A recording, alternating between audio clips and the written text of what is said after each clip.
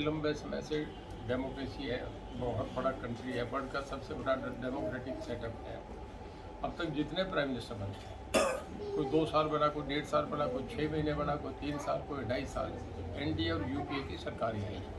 जी 2 government के नाम रखे जाएंगे। एक पंडित जवाहरलाल नेहरू, जिन्होंने बराबर 3 बार लोकसभा में जीत के चुनाव आए, और उसके बाद नरेंद्र मोदी जी ऐसे हैं जो तीसरी बार भी देश के प्राइम मिनिस्टर बने। ये एक रिकॉर्ड है, शायद चौथी बार भी बने।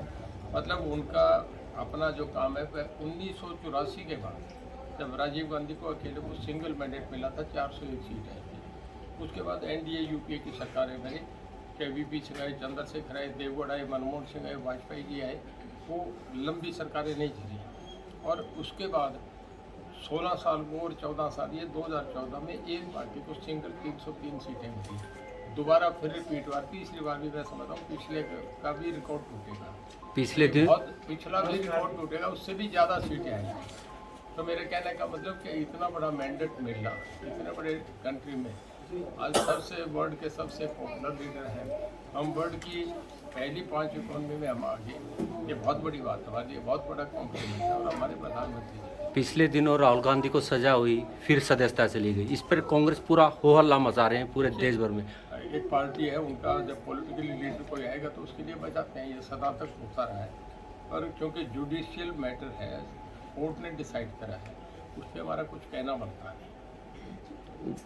अभी पिछले दिनों यहाँ हिसार सांसद आए थे, सुभाष बराला जी भी थे।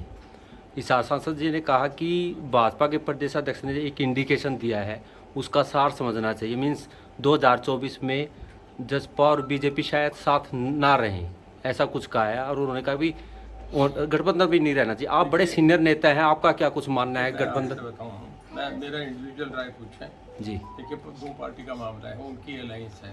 जी ये बीजेपी और जेजेपी के गठबंधन का दिल्ली में फैसला हुआ, या हमारे मुख्यमंत्री से पूछ के करा गया, जी उसमें मैं शामिल नहीं था। जी मेरा कहना भी उचित है, नहीं मानता उसमें कि मैं उनके गठबंधन में तो एक इंडिपेंडेंट हूँ। सबसे पहला आदमी था जब 40 सीट बीजेपी की आई, पूरे देश सबसे पहले टीवीपी है कि अनकंडीशनल रणजीत सिंह सपोर्ट करेगा। मैंने ये भी कह दिया था, चुनाव से पहले दिन मुझे मुख्यमंत्री जी का फ़ोन आया कि तो सब बताइए आप चुनाव जीत रहे हैं, बहुत अच्छे वोटों से जीत रहे हैं। मैं कहने लगा जी आपका बहुत धन्यवाद। अगर 1 नंबर इलेक्टेड पर्सन स्टेट का चीफ मिनिस्टर मुझे ये बात कह रहा है तो मेरा हौसला और मजबूत हो गया, इसके लिए मैं आपका धन्यवाद करता हूँ। और मुझे कहने लगे कि नहीं, हमने और बात करनी है, हमें आपका साथ चाहिए। मैं कहने लगा जी मैं शिव देवीलाल का बेटा हूँ, हम बहुत खुददार आदमी हूँ। जिस कांग्रेस की खिड़की में छोड़ के आया हूँ, अगर उनकी 58 सीट पे आ जाए तो मैं उनके साथ नहीं जाऊँगा। अगर आपकी 27 है तो 27+1 लिख लें, रणजीत सिंह आपके साथ, मैं बीजेपी में आ गया। 2024 में क्या भूमिका रहेगी आपकी, क्योंकि हरियाणा की राजनीति में आपका बड़ा नाम है, देखिए बड़ा प्रभाव? मैं 5 साल तक कॉन्टेक्ट हूँ बीजेपी के साथ, जिस दिन आया उस दिन जी मैं बीजेपी के साथ हूँ। उन्होंने मुझे लिया, वो मेरा निर्णय वो करेंगे कि मुझे किस तरीके से रखेंगे। मतलब बीजेपी से लड़ोगे ना नेक्स्ट इलेक्शन? बीजेपी से लड़ोगे ना? बीजेपी निर्णय करेगी, मुझे बताएगी क्या करना है। मैंने यही कहा है ना। तो सब चलो सवाल ये भी हो रहा है भी आपको क्या लगता है, बीजेपी और जसपा का गठबंधन बना रहना चाहिए 2024 की लोकसभा में भी और विधानसभा में भी? देखिए, मेरा व्यक्तिगत राय ये है कि गठबंधन जो बना है वो 5 साल के लिए बनता है। जी और बीजेपी बहुत बड़ी राष्ट्रीय पार्टी है, वो कभी भी ऐसा नहीं चाहेगी कि उनका गठबंधन बार बार टूटे किसी के साथ, कि उनकी एक अकाउंटेबिलिटी है, गुडविल है, मेरा जी। अपना ये मानना है। और बाकी देखिए, राजनीति संभावना का खेल है, कब क्या हो जाए इसका ना आप कह सकते। जिस दिन कांग्रेस ने कभी समर्थन दिया था चरण सिंह को, अगले दिन विड्रा कर दिया। उन्होंने चंद्रशेखर जी को, वीपी जी को समर्थन दिया, अगले दिन सरकारें गिर गई। तो ये कभी कहा नहीं जा सकता क्या नहीं। मंत्री जी, एक आखिरी सवाल है। कांग्रेस में इन दिनों बम्पर ज्वाइनिंग हो रही है, कांग्रेसी खुद इस बात का दावा कर रहे हैं बार बार चंडीगढ़ में, तो ऐसा नहीं लगता कहीं ना कहीं कांग्रेस बढ़ रही है? और इसका मेरा ये मानना है कि हमेशा नेता के पीछे मैंडेट आता है।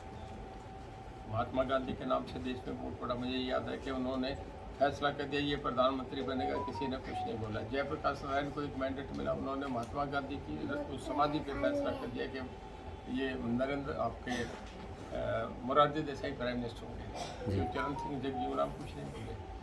देखिए, आज के दिन कहीं भी मोदी जी के बराबर राहुल गांधी नहीं आते। राहुल गांधी आप भी जानते हैं, मैं भी जानता हूँ। अब सवाल कहाँ से पूछ रहे हैं ये भी मैं समझ रहा हूँ, पर वो कहीं भी उनके बराबर के नेता नहीं है। अब कंपैरिजन आपका मन भी नहीं मानता के बराबर का मुकाबला है। तो फिलहाल ये मानते हैं कि मोदी के मुकाबले में पूरे देश के अंदर राहुल गांधी कहीं भी राहुल नहीं है, कहीं मैंडेट भी नहीं मिलेगा, एक तरफा मिलेगा। इस करके मिलेगा कि मजबूत नेता चाहिए। पाकिस्तान के लोग भी कहते हैं कि मोदी हमें यहाँ भी चाहिए। ठीक है।